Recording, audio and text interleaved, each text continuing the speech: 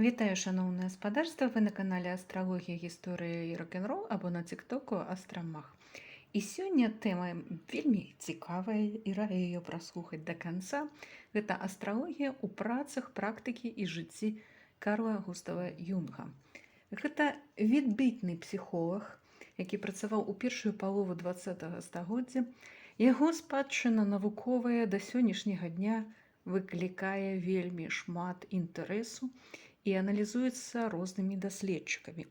Нельга сказаць, што ён быў абсалютна і суцэльна прыняты сваімі распрацоўкамі, таму што шмат у чым ён абсалютна не укладваўся ў такія тыповыя ролі, тыповыя падыходы.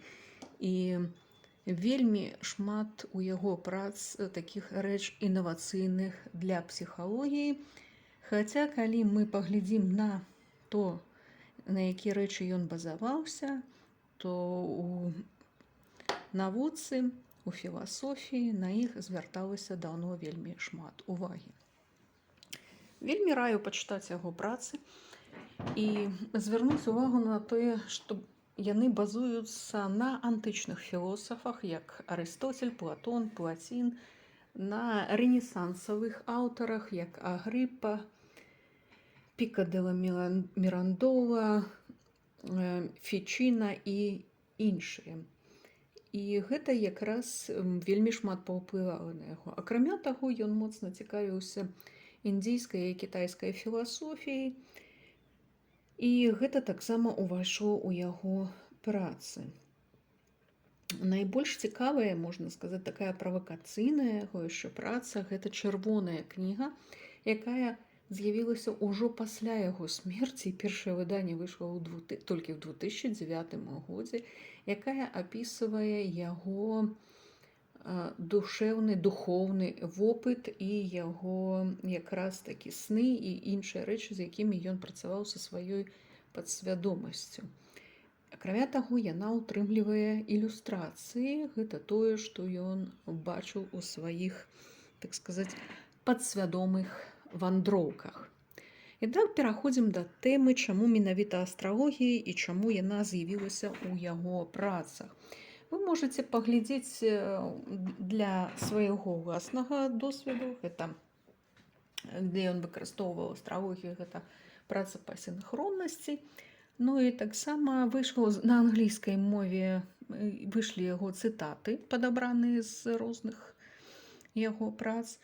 Ну і Ліз Грін, яна аналізавала якраз астралогію у працах Юнга. Кніжкі гэты ўсе даволі цікавыя, шмат што паказваюць пра яго падыходы і бачанне астралогіі. Магу сказаць, што ў сваіх працах я таксама выкарыстоўвала, але выкарыстоўвала архетыпы. І вот працу з падсвядомасцю я рабіла даследаванне пра архетыпавы ра і як яго можна было пабачыць у летапісах і хроніках беларускіх. Спасылку на гэты артыкул дам, ён выйшаў на польскай мове, называецца «Образ рыцэжа в працах Długoша і летапісах Вялікага княства літаўскага». Чаму менавіта падсвядомасць вельмі зацікавіла Карла Густава Юнга?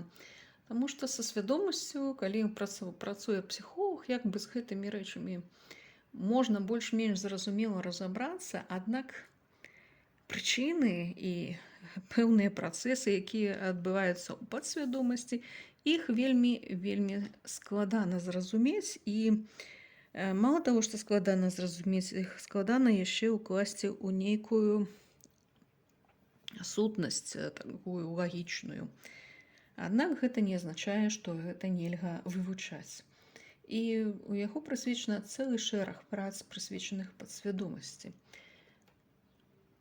Астралогіі ён таксама ў гэтым плане надзяляў шмат увагі, і ён лічыў, што астралогія са сваей сістэмай ведаў, яна ўвайшла ў падсвядомасць І чаму так лічу? Бо многія планеты, практычна ўсе планеты, яны маюць за сабою яшчэ міфалагічную гісторыю, маюць сімвалізм багоў.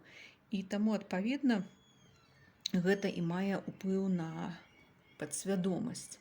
І гэта ён актыўна выкарыстоўваў пры аналізаванні падсвядомасці. Увогуле, ён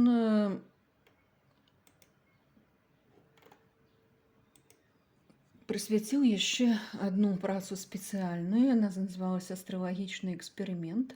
І ў гэтай працы было падабрана 180 пар з Цюрыха, Лондона, Рыма і Вены. І гэта складала 360 гараскопаў.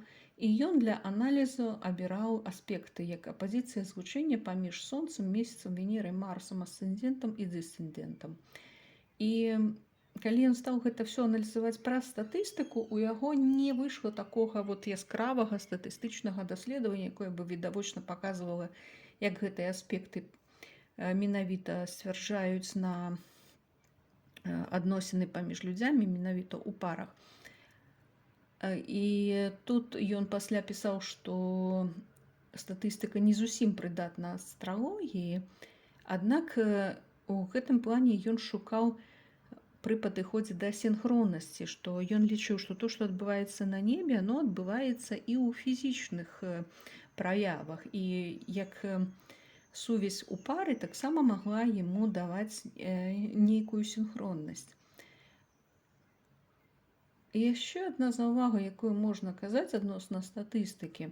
Зараз уже вывучэнне сінастрыі і пар пайшло на значна высокі ўзровень. Ён не ўлічыў яшчэ аспекты як секстыль, як трыгон. Ну і таксама ён пазначыў толькі гэтыя планеты, а, напрыклад, яшчэ і ўплывае і суадносіны з іншымі планетамі. Таму пазначыць праз статыстычны метад аналізаў, як гэта будзе працаваць у той або іншай пары, або менавіта гэта так прааналізаваць, дастаткова складана. Зараз астролагі падыходзяць па-іншаму. Яны тлумачаць, як узаемасувязь у пары розных планет уплывае, напрыклад, апазіцыя Сатурна месяца, або трыгон Сатурна месяца і гэтак далей. Аднак для таго, каб адбылась пара, трэба, чтобы гэтых аспектаў паміж планетамі ў пары было не адзін, а цэлы шэраг. І тады можна будзе казаць пра нейкі аналіз. Яшчэ б хацела адзначыць такі цікавы момант, які сустрэўся менавіта ў яго перапісцы.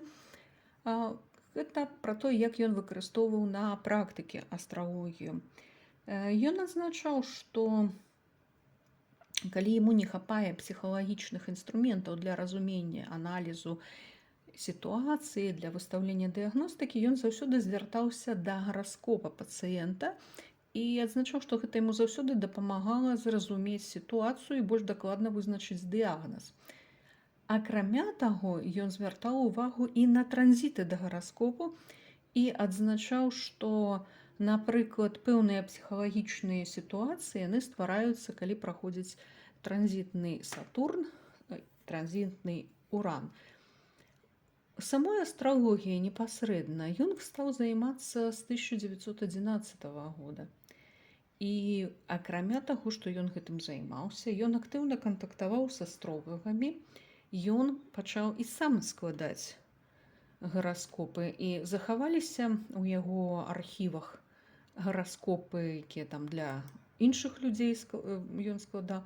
І нават захаваўся гараскоп, які ён рабіў для сваёй дачкі Алены. Але найбольш цікавая інфармацыя паходзіць пра яго дачку, якая стала астролагам, гэта Грет Бауман-Юнг. І яна не проста стала астролагам, яна яшчэ і прааналізавала яго гараскопы. Ёсць артыкул менавіта пра гэта. Яна аналізуе гараскоп свайго бацькі з жыццёвымі нейкімі выпадкамі і паказвае, якім чынам жыццёвая сітуацыя і гараскоп узаемазвязаны. І сапраўды гараскоп Юнга вельмі цікавы. Ён паказвае вельмі шмат цікавых сітуацый, якія адлюстраваліся пасля ў яго жыцці. І таксама ў гэтым гараскопе прапісана яго цікавасць да падсвядомасці і цікавасць да навукі. Сам асцэндент, які знаходзіцца у вадалеі, якім кіруе Уран, які такой знак, які цікавы, прарыўны, рэвалюцыйны. А пры гэтым 10-ы дом, які стварае кар'еру, знаходзіцца ў скарпіёне, якім кіруе Плутон. А Плутон не проста ў яго кіруе, яшчэ і знаходзіцца ў злучэнні з месяцам. То есть ему увогуле эта падсвядомасць, гэта уменне працаваць з пэўнымі псіхалагічнымі працэсамі проста закладзена была ў гараскопе. І калі вывучаеш яго гараскоп, яго схільнасць да такой навуковай працы, да працы псіхолага, то гэтыя рэчы можна знайсці у яго гараскопе. Акрамя таго, яна не проста прааналізавала гараскоп, яна яшчэ і паказала транзіты, як у пэўных транзітных сітуацыях з'явіліся пэўныя кніжкі. Напрыклад, у 1938-40-х годах з'явілася кніжка «Псіхалогія і рэлігія». У гэты перыяд транзітны Сатурн быў у трыгоне з натальным Марсам, які знаходзіцца ў рэлігійным знаку стрэльца і кіруе 9-м домам. У 42-м годзе з'яўляецца кніжка Парацельсіка, дзе транзітны Уран у трыгоне з натальным асцэндентам. У 44-м годзе кніга «Псіхалогія і алхімія», калі транзітны Сатурн у трыгоне з натальным Сатурнам і натальным Марсам.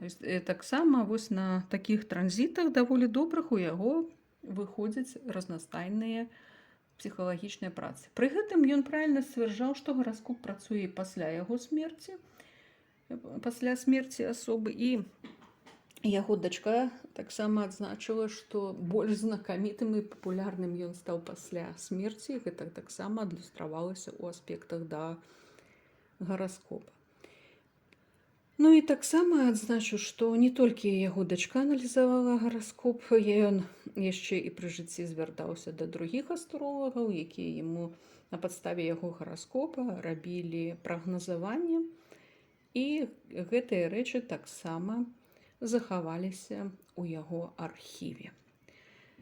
Такім чынам хачу адзначыць, што Карл Густав Юнг быў вельмі цікавым псіхолагам, і псіхолагам так адназначна яго вельмі цяжка назваць, таму што у сваёй працы ён выкарыстоўваў розныя галіны ведаў, розныя падыходы, і менавіта яго дастаткова высокі інтэлектуальны ўзровень, цікавыя духоўныя пошукі якраз і пакінулі значны след у яго працы.